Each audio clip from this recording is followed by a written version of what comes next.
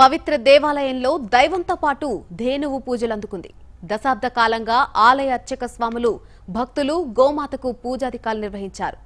జాతస్య మరణం ధ్రువం అంటే పుట్టినవారు గతించక తప్పదని కదా అర్థం. పూజార్హమైన ఈ మూగజీవి గత కొంతకాలంగా అస్వస్థతకు గురై కాలం చేసింది.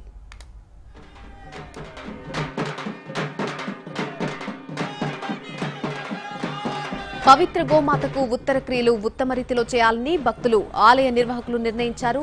మనిషి చనిపోతే పట్టించుకోని ఈ రోజుల్లో గోమాత కోసం ఊరంతా కదిలింది. నిర్మల్ జిల్లా కుబీర్ మండల కేంద్రంలోని విఠలేశ్వర ఆలయ ప్రాంగణంలో ఈ ఘటన చోటు చేసుకుంది. పవిత్రమైన ధేనువే తనువు చాలిస్తే ఎంత గొప్పగా కర్మకాండలు నిర్వహించాలి అని భావించిన గ్రామస్తులు భక్తులు విఠలేశ్వర ఆలయంలో మరణించిన గోవుకి అంత్యక్రియలు అత్యంత భక్తిప్రదంగా నిర్వహించారు.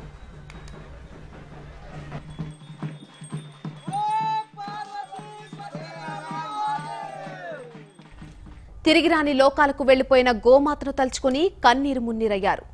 గోమాత అంతిమయాత్ర ఘనంగా నిర్వహించి హిందూ సంప్రదాయం ప్రకారం అంత్యక్రియలు నిర్వహించారు.